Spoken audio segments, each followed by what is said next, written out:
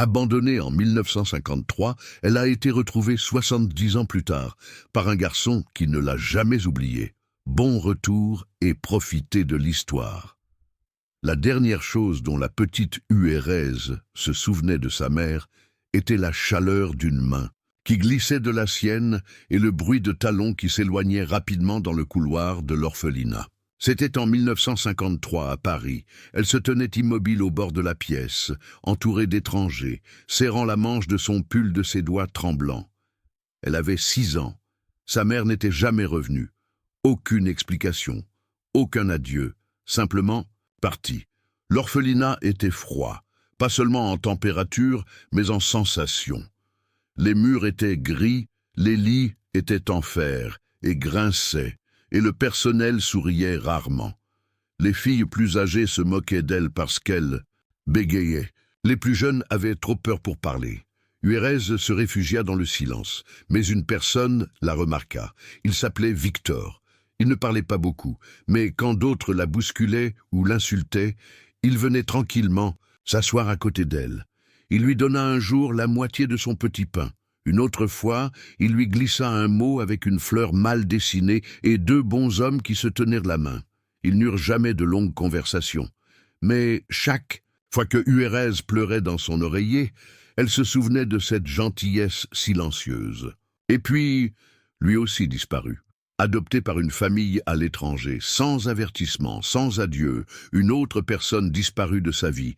Huérèse grandit, quitta l'orphelinat à 16 ans, travailla comme couturière dans un petit atelier du quartier Montmartre, ne se maria jamais, n'eut jamais d'enfant. Elle se disait que c'était parce que la vie était bien remplie, mais la vérité était plus simple. Elle n'avait jamais appris à faire confiance, à croire que quelqu'un resterait. Maintenant, à 76 ans, elle vivait seule dans un petit appartement au-dessus d'une boulangerie, rue des Martyrs. Ses mains étaient usées, son dos légèrement voûté, mais elle gardait une petite boîte de souvenirs dans son placard. Un pull d'orphelinat effiloché, une photo de groupe au sourire qui s'estompait, et le mot froissé avec la fleur et les bonshommes. Chaque année, le jour de son anniversaire, elle le sortait, le regardait et chuchotait « Tu t'es souvenu de moi, n'est-ce pas ?» Ce qu'elle ne savait pas, c'est que de l'autre côté de l'océan, quelqu'un d'autre avait conservé une boîte similaire. Victor avait grandi au Canada. Homme discret, il était devenu menuisier, s'était marié une fois et avait perdu sa femme très tôt. Il n'avait jamais eu d'enfant, mais parlait toujours à ses amis d'une fille aux yeux tristes, qui bégayait qu'il avait connue autrefois. En vieillissant, il sentait le temps lui échapper. Un jour, en triant de vieilles boîtes, il retrouva cette même photo de groupe et elle était là. Il ne connaissait pas son nom de famille, seulement Huérèse, mais il se souvenait de son visage comme si c'était hier. Avec l'aide d'un ami et quelques archives décolorées, il entreprit des recherches, des courriels, des appels téléphoniques, des impasses. Des mois passèrent. Puis, un soir, une ancienne employée de l'orphelinat, maintenant âgée de 90 ans, se souvint de la fillette. Elle bégayait toujours, une gentille fille. Elle est devenue couturière, je crois. Elle est restée dans la ville. C'était un début. Victor prit l'avion pour Paris. Il parcourut les rues, posant des questions en français, hésitant. Finalement, quelqu'un à la boulangerie dit « Vous voulez dire la vieille dame du dessus ? Elle est discrète, elle ne reçoit jamais de visiteurs. » Son cœur s'accéléra. Il frappa à la porte. Pas de réponse. Il frappa à nouveau doucement. La porte s'entr'ouvrit en grinçant. Huérèse se tenait là, vêtue d'un cardigan en laine, la confusion dans les yeux. « Je suis désolé de... »« Vous déranger » commença-t-il. Elle le fixa sans voix. Victor sortit la photo, puis...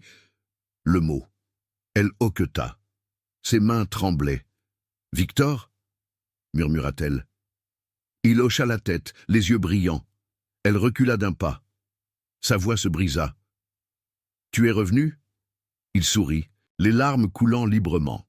« Je me suis promis que je reviendrais. Je ne savais pas que cela prendrait toute une vie. Si tu aimes l'histoire, tape 5 dans les commentaires et abonne-toi pour plus de vidéos comme celle-ci. Sinon, tape 0. Cela m'aide à créer un contenu encore meilleur pour toi. On continue. Ils restèrent assis dans sa cuisine pendant des heures, partageant du thé, des histoires et des larmes.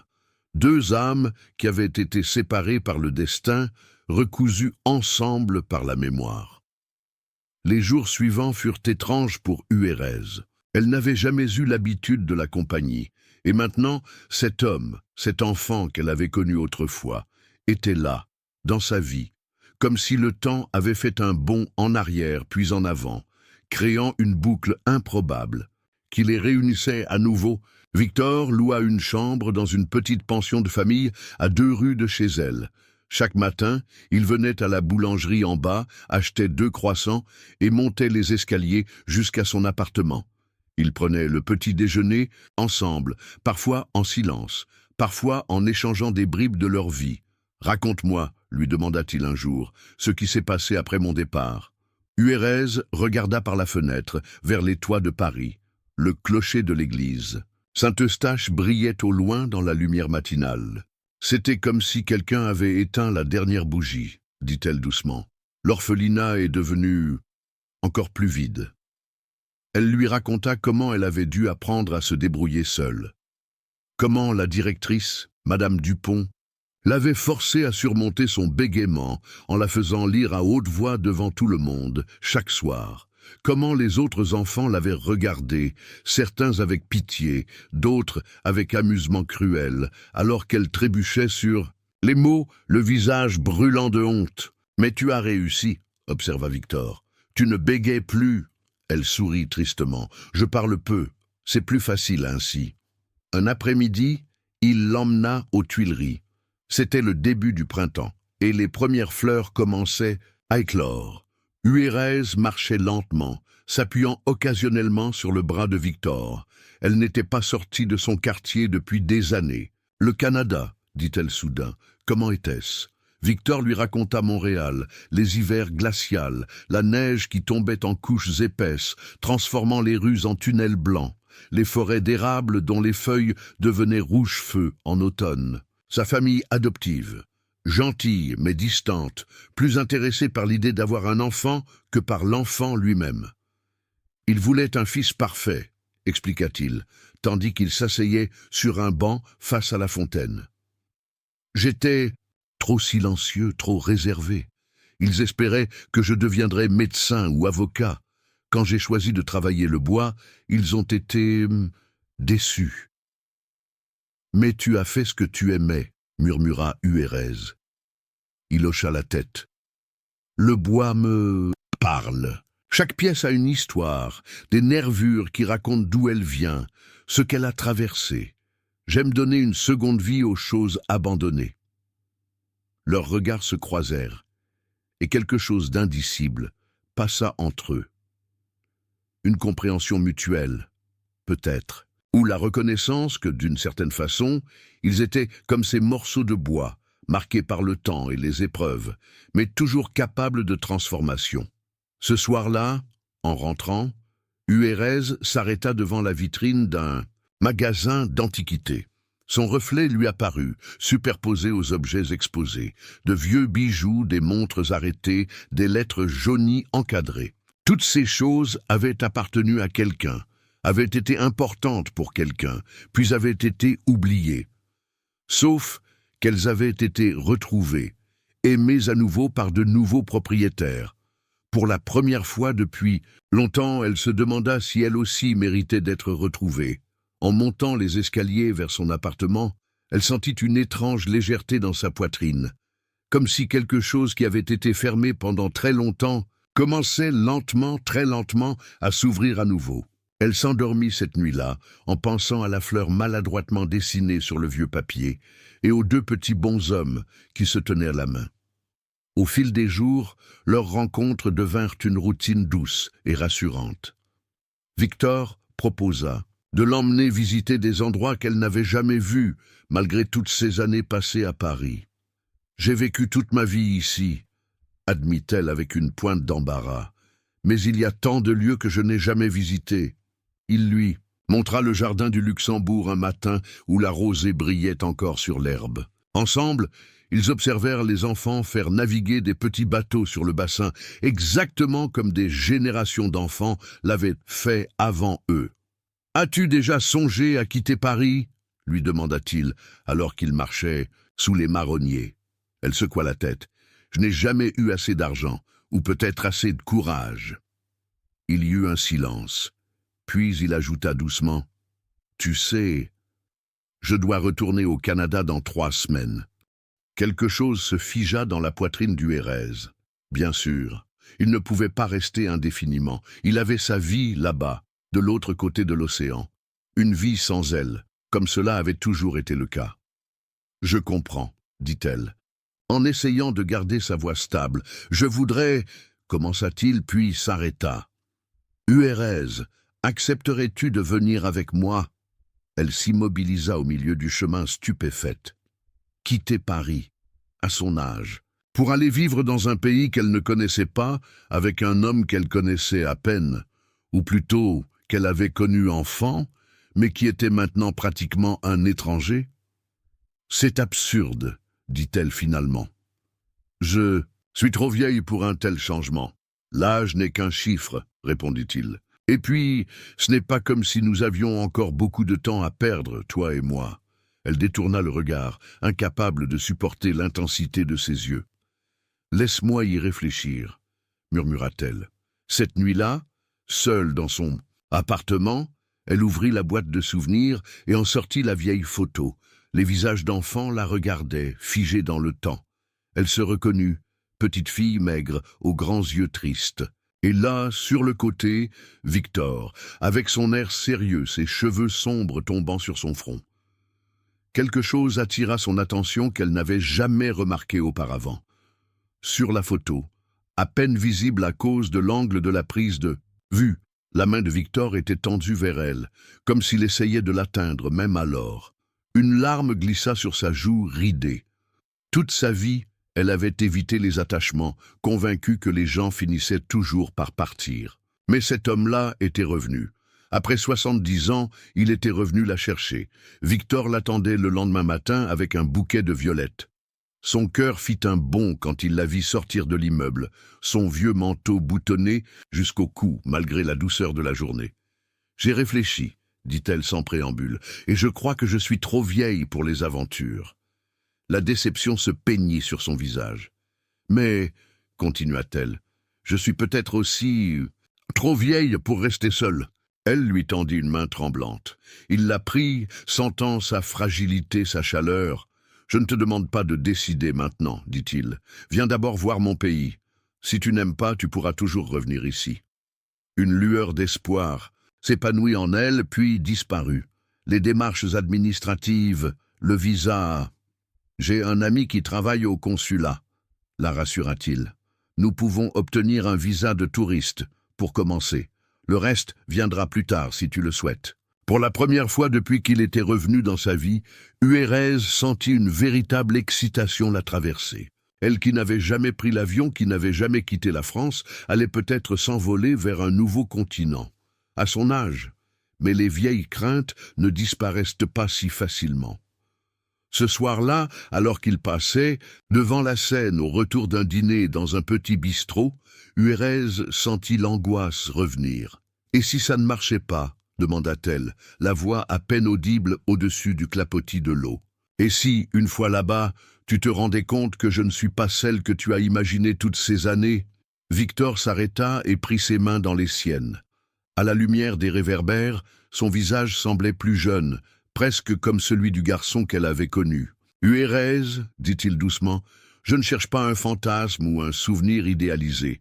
Je te cherchais, toi, la vraie toi, avec tes cicatrices et tes peurs, tes habitudes et tes silences.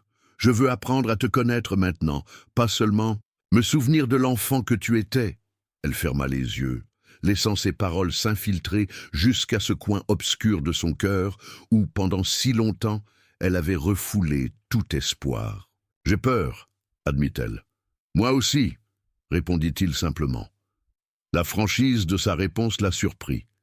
Elle rouvrit les yeux. « Vraiment ?» Il hocha la tête. « À notre âge, ce n'est pas facile de recommencer. Mais je préfère essayer et peut-être échouer que de me demander pour le reste de ma vie ce qui aurait pu être. Le lendemain était un grand jour.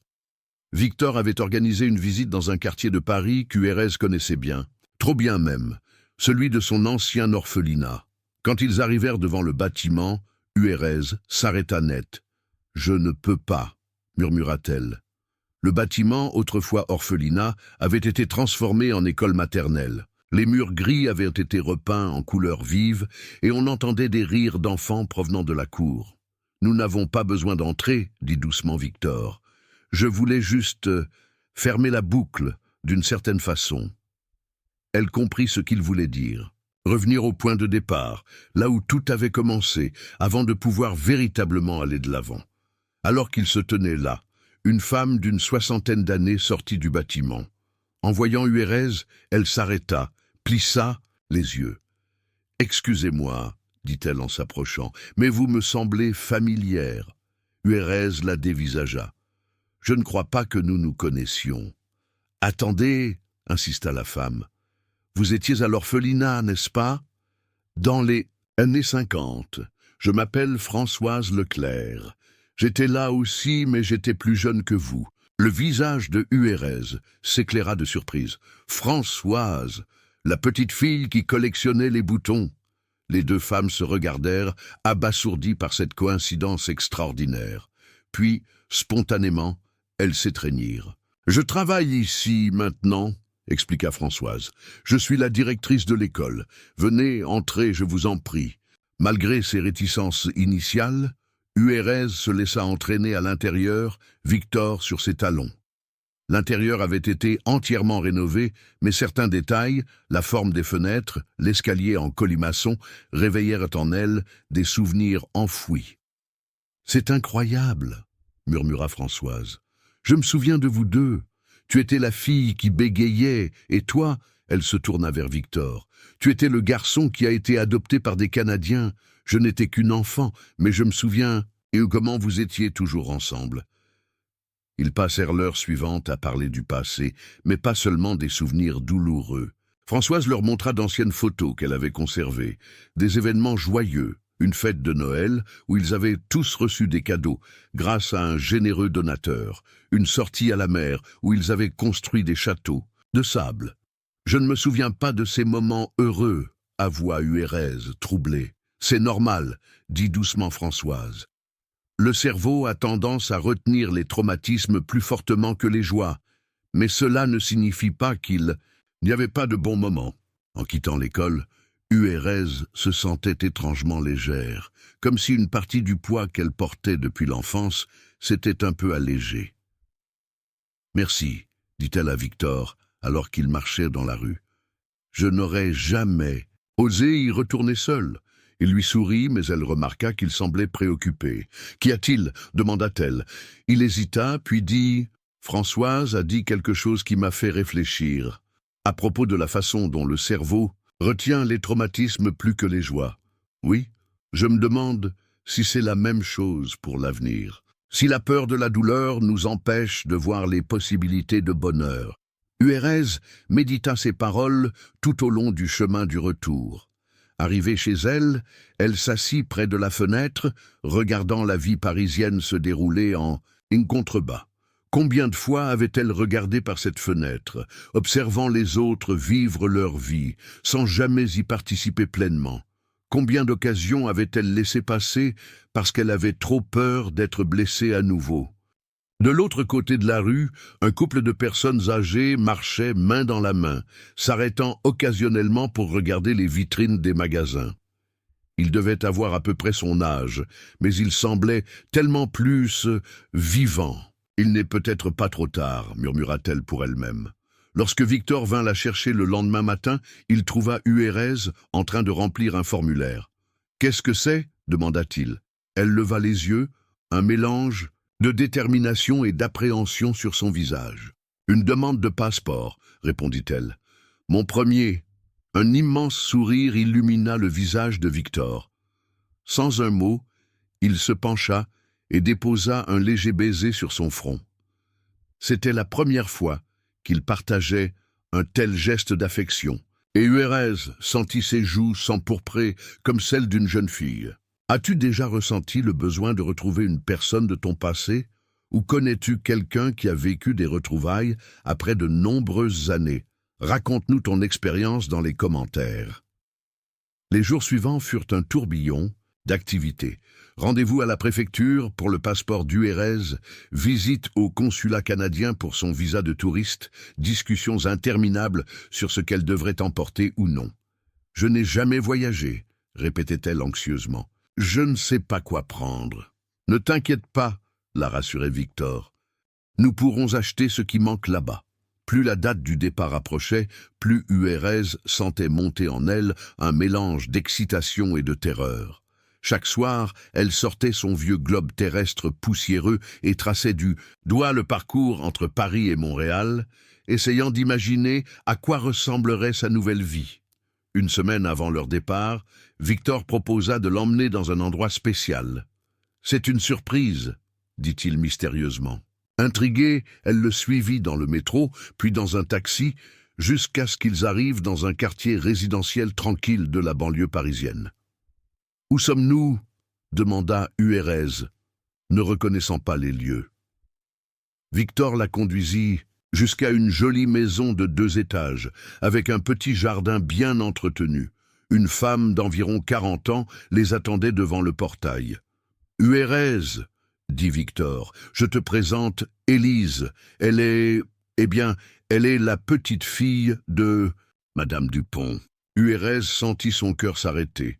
Madame Dupont, la directrice de l'orphelinat, celle qui l'avait forcée à surmonter son bégaiement de manière si cruelle. « Bonjour, madame, » dit poliment Élise. « Grand-mère m'a tellement parlé de vous. »« De moi ?» balbutia Huérez, incrédule. Élise hocha la tête. « Venez, je vous en prie. Il y a quelque chose que je dois vous montrer. » À l'intérieur de la maison, Élise les conduisit dans un bureau où elle sortit une vieille boîte en carton. « Quand ma grand-mère est décédée, il y a 5 ans, j'ai hérité de ses papiers personnels. Parmi eux, j'ai trouvé ceci. » Elle tendit à Huérez un carnet relié de cuir usé. En l'ouvrant, Huérez reconnut immédiatement l'écriture nette et précise de Madame Dupont. « C'est son journal », expliqua Élise. « Elle y parle souvent de vous. » Les mains tremblantes, Huérez commença à lire. À sa grande surprise, les entrées concernant elle étaient pleines de remords. 20 avril 1955. J'ai encore fait lire Huérez devant tout le monde aujourd'hui. Son bégaiement s'améliore, mais à quel prix? Je vois la terreur dans ses yeux et pourtant je continue. Je me dis que c'est pour son bien, qu'elle doit apprendre à surmonter cela si elle veut avoir une chance dans la vie. Mais la nuit, je me demande si je ne fais pas plus de mal que de bien. 15 mai 1955. Huérez a parlé presque sans bégayer aujourd'hui. Les autres enfants l'ont applaudi. J'ai vu un éclair de fierté dans ses yeux, mais aussi quelque chose d'autre, comme si une partie d'elle s'éteignait. Je crains d'avoir brisé quelque chose en elle en voulant la réparer. Huérez leva, les yeux bouleversés. « Je ne savais pas, murmura-t-elle. J'ai toujours pensé qu'elle me détestait, qu'elle prenait plaisir à me torturer. » Élise secoua la tête. Grand-mère était une femme complexe, produit de son époque. Elle croyait sincèrement faire ce qui était le mieux pour vous, même si ses méthodes étaient dures. Vers la fin de sa vie, elle parlait souvent des enfants, de l'orphelinat, se demandant ce qu'ils étaient devenus.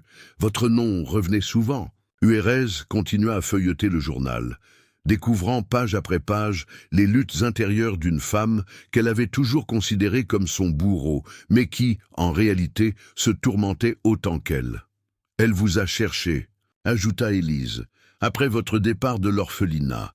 Elle voulait savoir si vous alliez bien, si vous aviez réussi votre vie. »« Pourquoi ne m'a-t-elle jamais contacté ?» demanda Huérez, la voix brisée par l'émotion. « Je pense qu'elle avait peur, » répondit doucement Élise. « Peur que vous la rejetiez, que vous la détestiez pour ce qu'elle vous avait fait subir. » En quittant la maison d'Élise, Huérez se sentait étrangement apaisée, comme si une ancienne blessure, infectée par des décennies de ressentiment, avait enfin été nettoyée et commençait à guérir.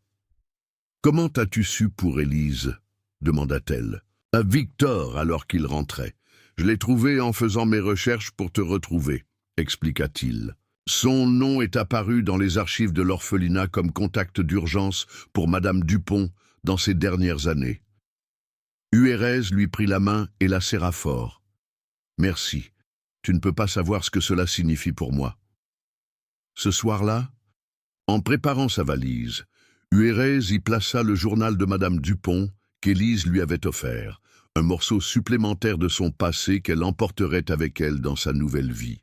La veille du départ, les membres de la boulangerie en dessous de chez Huérez organisèrent une petite fête d'adieu pour elle. Monsieur et Madame Rousseau, les propriétaires, avaient préparé un gâteau spécial, et les habitués du quartier étaient venus lui dire au revoir. Qui aurait cru que tant de gens se souciaient de moi, chuchota Huérez à Victor, ému par cette manifestation d'affection. Tu as touché plus de vie que tu ne le penses, lui répondit Victor avec un sourire chaleureux. Les gens remarquent la gentillesse même quand elle est silencieuse. Huérez regarda autour d'elle, voyant des visages familiers sous un nouvel angle. Le jeune boulanger qui lui gardait toujours un pain aux noix, sa préférence. La vieille dame du 3e, qui partageait parfois un thé avec elle. Le facteur qui prenait toujours le temps de lui dire bonjour. Tous ces petits liens qu'elle avait tissés sans même s'en rendre compte. « J'ai passé tant d'années à me croire invisible, » murmura-t-elle, « à penser que personne ne me remarquait, que personne ne se souciait de moi. Parfois, nous construisons des murs si hauts que nous ne pouvons plus voir ceux qui essaient de les franchir, » dit doucement Victor. Cette nuit-là, la dernière, dans son petit appartement, Huérez ne dormit presque pas. Elle arpenta les pièces, touchant les meubles, les bibelots, comme pour imprimer leurs souvenirs dans ses doigts. Ce n'était pas un grand appartement, ni un bel appartement, mais pendant des décennies, il avait été son refuge, sa forteresse contre le monde. Demain, elle le quitterait, peut-être pour toujours. À l'aube, elle s'approcha de la fenêtre et regarda Paris s'éveiller une dernière fois. Les premières lueurs du jour caressaient les toits d'ardoise, donnant à la ville cette teinte dorée si particulière. En bas, les premiers passants se hâtaient vers le métro. Les boulangeries ouvraient leurs portes, libérant dans l'air l'arôme du pain frais. « Au revoir », chuchota-t-elle à la ville qui l'avait vue naître, grandir, vieillir. « Merci de m'avoir abrité. » Quand Victor vint la chercher, il la trouva prête, assise sur sa petite valise, vêtue de sa plus belle robe et de son chapeau des dimanches. « Tu es magnifique », dit-il simplement. Elle rougit, se sentant soudain jeune et légère, comme si les années tombaient de ses épaules comme des feuilles mortes. Le trajet vers l'aéroport fut silencieux, chacun perdu dans ses pensées. Huérez regardait défiler les rues de Paris par la fenêtre du taxi, essayant de tout mémoriser. Les cafés avec leurs chaises en terrasse, les platanes le long des boulevards, les kiosques à journaux, les ponts enjambant la Seine. À l'aéroport, tout était nouveau pour elle. Le bruit, la foule, les annonces incompréhensibles dans les haut-parleurs. Elle s'accrochait au bras de Victor comme à une bouée de sauvetage. « N'aie pas peur », lui dit-il en remarquant sa nervosité. « Je suis là. » 3 mots simples et pourtant si puissants. « Je suis là. » Combien de fois dans sa vie aurait-elle souhaité entendre ces mots? Lors de l'embarquement, Huérez hésita un instant au seuil de la passerelle. Derrière elle, la France, sa zone de confort, tout ce qu'elle avait toujours connu. Devant elle, l'inconnu, l'aventure, peut-être le bonheur. Victor attendait patiemment, ne la pressant pas, comprenant l'importance de ce moment. Finalement, prenant une profonde inspiration, elle fit un pas en avant, puis un autre, et encore un autre. L'avion décolla dans un grondement qui la fit sursauter. Victor lui prit la main et la serra doucement. Par le hublot, elle vit Paris rapetisser, devenir une maquette, puis disparaître sous les nuages. « C'est fait », pensa-t-elle. « J'ai quitté ma vie d'avant. » Le vol fut long. Huérez s'émerveilla de l'immensité de l'océan en dessous d'eux, cette étendue bleue sans fin qui séparait 2 continents, 2 vies. « Quand j'étais petite, » confia-t-elle à Victor, « je rêvais souvent que je volais. Je m'échappais de l'orphelinat en m'envolant par la fenêtre. Je planais au-dessus de Paris libre comme un oiseau. Et maintenant ce rêve devient réalité, sourit-il. Oui, acquiesça-t-elle, mais pas comme je l'imaginais. C'est mieux. L'arrivée à Montréal fut un choc des sens. Tout semblait différent. L'air plus vif, les couleurs plus vives, les sons, les odeurs, même la lumière. Les gens parlaient français, mais avec un accent qui la faisait sourire. Victor la conduisit jusqu'à sa maison, située dans un quartier tranquille, en périphérie de la ville. C'était une belle demeure en bois, entourée d'érables et de pins, avec une véranda qui faisait le tour du bâtiment. « C'est ici que tu vis ?» demanda Huérez, impressionné. « C'est ici que nous vivons, maintenant, » corrigea-t-il gentiment, « si tu le souhaites. » À l'intérieur, tout respirait Victor. Des meubles en bois qu'il avait fabriqués lui-même, des livres sur l'ébénisterie, des outils soigneusement rangés. Mais il y avait aussi des traces de solitude. Un seul fauteuil devant la cheminée, un seul couvert dans l'évier, une seule paire de pantoufles dans l'entrée. « J'ai préparé une chambre pour toi, » dit-il en montrant une porte. « Je veux que tu te sentes chez toi, sans pression. » La chambre était simple mais confortable, avec une grande fenêtre donnant sur un jardin où les premières fleurs du printemps canadien commençaient à éclore. « C'est parfait, » murmura Huérez, touché par son attention. Les jours suivants furent consacrés à la découverte. Victor lui montra sa ville, ses lieux préférés, l'atelier où il travaillait le bois. Il la présenta à ses amis qui l'accueillirent avec une chaleur qui la surprit. « Il nous a tellement parlé de toi », lui confia Marie, une vieille amie de Victor. « Pendant des années, il se demandait ce que tu étais devenu. Il disait toujours qu'un jour, il te retrouverait. » Huérez se tourna vers Victor, étonné. « Vraiment ? Depuis si longtemps ?» Il haussa les épaules, un peu embarrassé. « Tu étais la première personne qui m'ait jamais montré de la gentillesse. Ça ne s'oublie pas. » Un matin, alors qu'il prenait le petit déjeuner sur la véranda, Victor proposa une excursion. « J'aimerais te montrer quelque chose de spécial, » dit-il. « C'est un peu loin, mais je pense que ça vaut le détour. » Ils prirent la voiture et roulèrent pendant près de 2 heures, s'enfonçant dans la campagne québécoise. Les paysages défilaient, de plus en plus sauvages, de plus en plus beaux. Finalement, ils arrivèrent devant un lac, miroir d'argent entouré de forêts. « C'est ici, » annonça Victor en se garant. Il la conduisit jusqu'à une petite cabane en bois au bord de l'eau.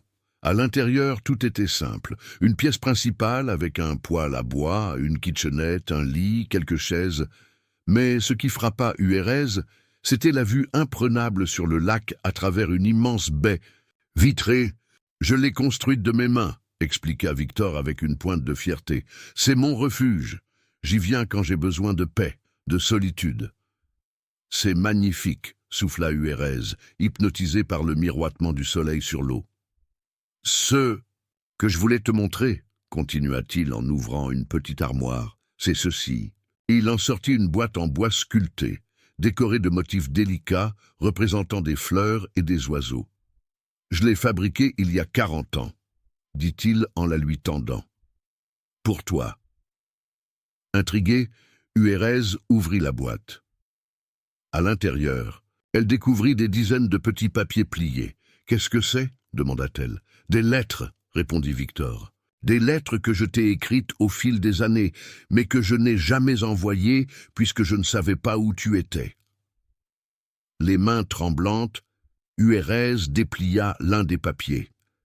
L'écriture était celle d'un jeune homme, énergique, pleine d'espoir. « Cher Huérez, aujourd'hui j'ai obtenu mon diplôme d'ébéniste. J'aurais tant aimé que tu sois là pour voir ça. Je me demande ce que tu fais, si tu vas bien. J'espère qu'un jour, je pourrai te montrer les meubles que je fabrique. Je pense que tu les aimerais. » Elle en ouvrit un autre, daté de plusieurs années plus tard. « Cher Huérez, aujourd'hui j'ai rencontré une femme. Elle s'appelle Claire. Elle est gentille et douce. Je crois que je l'aime, mais quelque part, il y a toujours cette petite fille aux yeux tristes qui occupe une place dans mon cœur. » Et un autre encore, plus récent. « Cher Huérez, Claire est partie aujourd'hui. Les médecins disent que c'était paisible, qu'elle n'a pas souffert. Nous avons eu de bonnes années ensemble, mais maintenant la maison est si vide, si silencieuse. Je me retrouve à penser à toi de plus en plus souvent. Te souviens-tu encore de moi? Es-tu heureuse là où tu es? Les larmes coulaient librement sur les joues d'Uérez.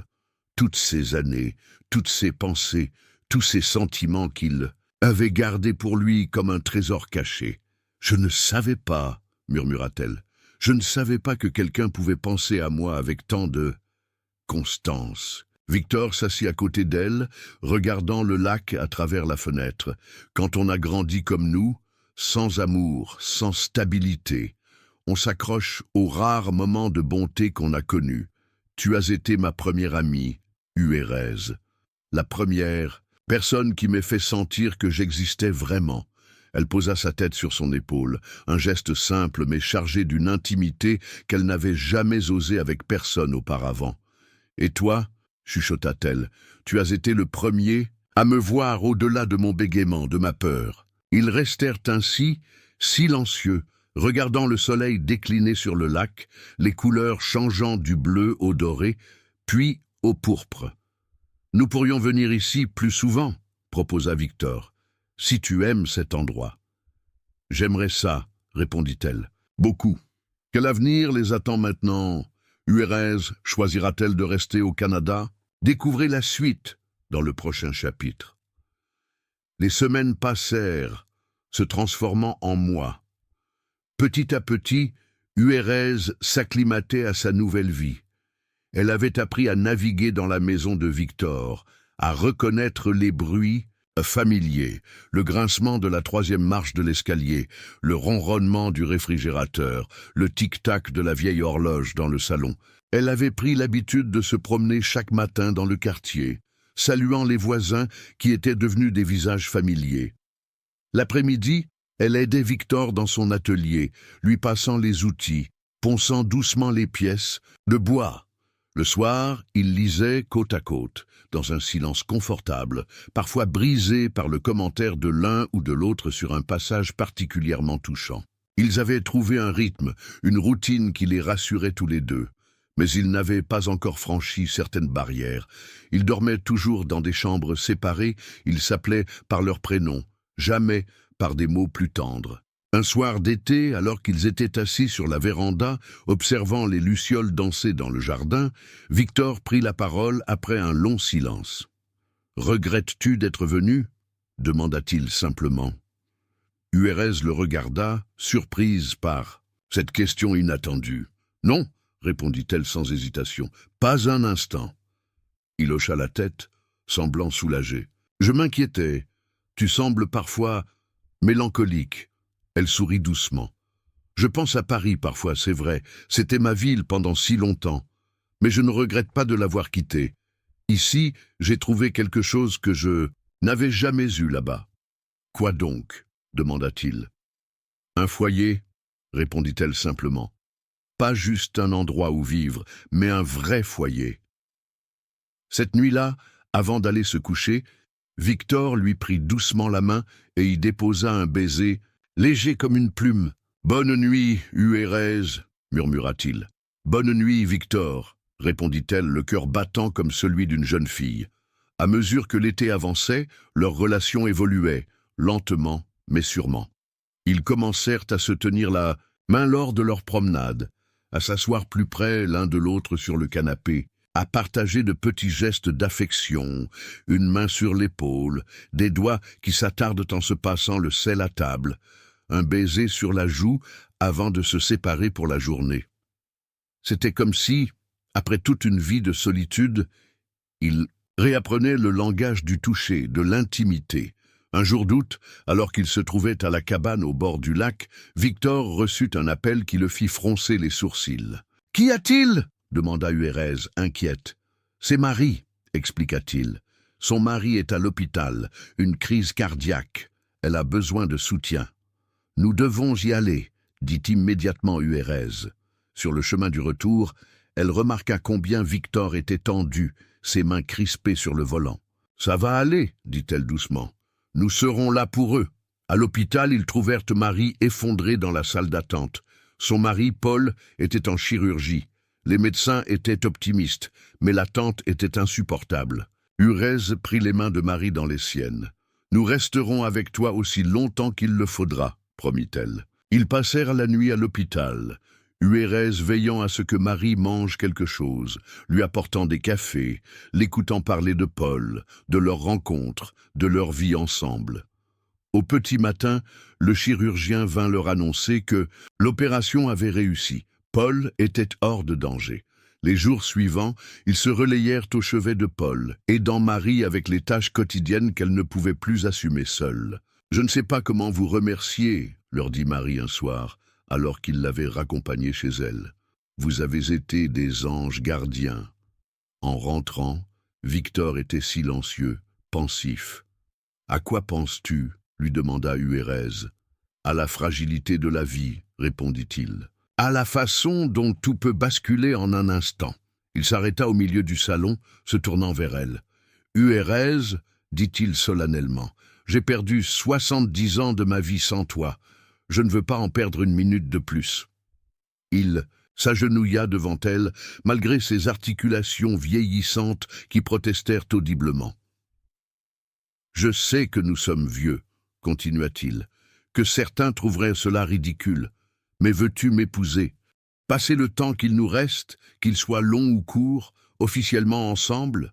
Huérez sentit les larmes lui monter aux yeux. Jamais, dans ses rêves les plus fous, elle n'aurait imaginé qu'à 76 ans, quelqu'un lui demanderait sa main. « Oui, » répondit-elle, la voix tremblante d'émotion. « Oui, je le veux. » Victor se releva péniblement, puis la prit dans ses bras, l'embrassant doucement sur les lèvres pour la première fois. Ils décidèrent d'une cérémonie simple, juste eux et leurs quelques amis proches. Mais à leur grande surprise, la nouvelle de leur mariage tardif se répandit dans le quartier, puis dans la ville, touchant les cœurs de ceux qui l'entendaient. Le jour de la cérémonie, l'église était pleine.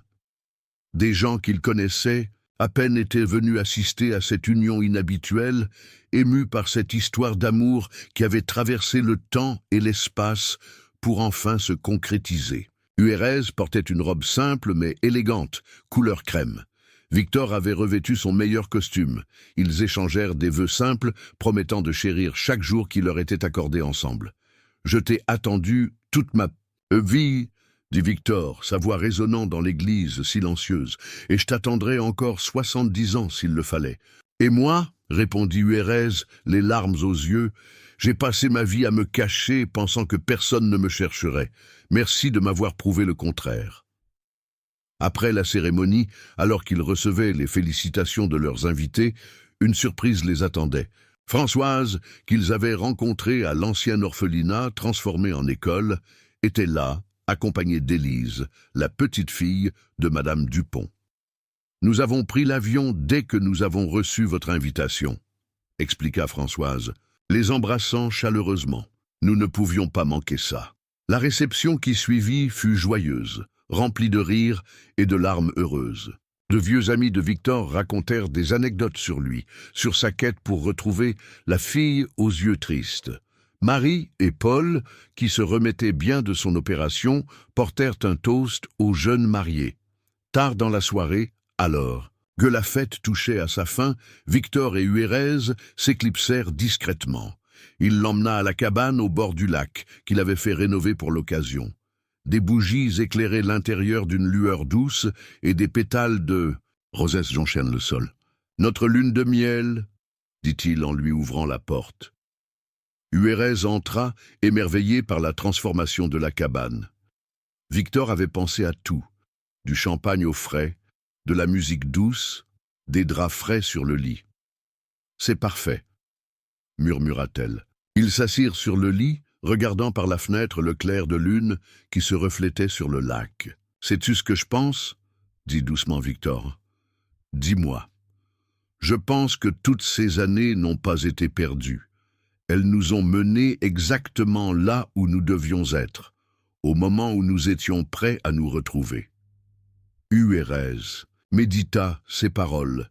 Puis, avec une audace qui la surprit elle-même, elle posa ses lèvres sur celles de Victor, l'embrassant avec toute la tendresse et la passion qu'elle avait retenue pendant si longtemps. Cette nuit-là, malgré leur âge, ils s'aimèrent comme des jeunes mariés, redécouvrant leur corps avec émerveillement et respect. C'était maladroit parfois, touchant toujours. Ils riaient de leurs articulations qui craquaient, de leur souffle court, mais ces imperfections rendirent le moment d'autant plus précieux, d'autant plus réel. « Je t'aime », murmura Victor dans l'obscurité, ses doigts entrelacés aux siens. « Je t'aime aussi », répondit Huérez, ces mots qu'elle n'avait jamais prononcés auparavant, coulant naturellement de ses lèvres.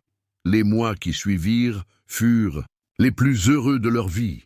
Ils voyageaient, découvrant ensemble des endroits qu'aucun d'eux n'avait visités. Ils retournèrent à Paris, où Huérez montra à Victor ses lieux préférés, les coins cachés de la ville que seuls les vrais Parisiens connaissent. Ils fêtèrent Noël avec leurs amis, décorant la maison comme jamais auparavant. Victor sculpta des personnages de crèche en bois, et Huérez cousit des ornements pour le sapin. La maison résonnait de rires et de musique, chassant les années de solitude. Au printemps suivant, alors qu'il se promenait dans le jardin, regardant les premières fleurs éclore, Victor s'arrêta soudain, portant la main à sa poitrine. « Victor » s'inquiéta immédiatement Huérez. « Ce n'est rien » la rassura-t-il, « juste un petit pincement. » Mais elle insista pour qu'il voie un médecin. Les résultats des examens n'étaient pas bons. Son cœur s'affaiblissait. Les médecins parlaient de mois, peut-être d'années, avec un traitement adéquat, mais pas de décennies. Cette nuit-là, blottis l'un contre l'autre dans leur lit, ils parlèrent de l'avenir, de la fin qui approchait, inévitable. « J'ai eu plus de bonheur dans cette dernière année que dans toute ma vie, » dit Victor, serrant Huérez contre lui. « Je n'ai pas peur de partir, maintenant que je sais que tu vas. Bien que tu aies aimé. Ne parle pas comme ça, » le réprimanda-t-elle doucement. « Nous avons encore du temps, et je compte bien en profiter pleinement. » Ils redoublèrent d'efforts pour vivre intensément chaque jour. Victor, malgré sa fatigue croissante, continuait à travailler le bois, créant des pièces plus petites, mais tout aussi belles. Huérez apprit à conduire, pour pouvoir l'emmener à ses rendez-vous médicaux et aussi pour être plus indépendante quand elle n'osait pas compléter cette pensée. Un soir, alors qu'ils étaient assis sur leur véranda, regardant le soleil se coucher, Victor lui tendit un petit coffret en bois. « J'ai fait ceci pour toi, » dit-il. En l'ouvrant, elle découvrit un médaillon en bois sculpté. À l'intérieur, il avait inséré la vieille photo d'eux enfants, à l'orphelinat et une récente prise lors de leur mariage. « Pour que tu te souviennes toujours que certaines histoires, même interrompues, peuvent connaître une fin heureuse, » expliqua-t-il. Elle le serra contre elle, sentant son cœur battre contre le sien, ce cœur qui faiblissait, mais qui était toujours rempli de tant d'amour. L'automne arriva, avec ses couleurs flamboyantes. Victor s'affaiblissait de jour en jour. Il passait plus de temps au lit, mais insistait pour se lever chaque matin, pour voir le lever du soleil avec Huérez. Un matin d'octobre, alors que les feuilles dorées tourbillonnaient dans le jardin, il lui demanda de l'emmener à la cabane au bord du lac. « Es-tu sûr ?» s'inquiéta-t-elle. « Le médecin a dit que tu devais te reposer. »« Je me reposerai là-bas, » insista-t-il. « Je veux voir le lac une dernière fois. » Elle comprit alors que la fin était proche, qu'il le savait et qu'il choisissait consciemment comment passer ses derniers moments. Elle l'aida à s'installer dans la voiture, conduisant prudemment jusqu'à la cabane. L'automne avait transformé les forêts en une symphonie de rouge, d'orange et de jaune. Le lac reflétait ce spectacle comme un miroir aux couleurs du feu. Dans la cabane, elle l'installa confortablement dans un fauteuil face à la fenêtre. Il regardait le lac, ses yeux reflétant la lumière changeante de l'eau. « Huérez, » dit-il doucement, « viens t'asseoir avec moi. » Elle s'assit sur l'accoudoir du fauteuil, passant son bras autour de ses épaules. « Tu sais, » dit-il, « quand j'étais petit, à l'orphelinat, je me demandais souvent pourquoi ma mère m'avait abandonné. Qu'est-ce que j'avais fait de mal? Pourquoi personne ne me voulait? » Elle hocha la tête, comprenant trop bien ce sentiment. « Mais maintenant, » continua-t-il, « je me dis que peut-être tout cela avait un sens. Si je n'avais pas été à cet orphelinat, à ce moment précis, je ne t'aurais jamais rencontré. Et ma vie n'aurait pas connu cette fin parfaite. Ne parle pas de fin, protesta-t-elle, les larmes aux yeux. Toutes les histoires ont une fin, ma chérie, dit-il doucement. L'important, c'est qu'elle soit belle. Ils restèrent ainsi, regardant le soleil décliner. Les couleurs sur le lac passèrent de l'or au rouge, puis au violet, et enfin au bleu profond du crépuscule. « Je t'aime, Huérez, murmura Victor, sa voix à peine audible. « Je t'ai toujours aimé. »« Je t'aime aussi, Victor, » répondit-elle, se penchant pour l'embrasser sur le front. Quand elle releva la tête, ses yeux étaient fermés, un léger sourire sur les lèvres.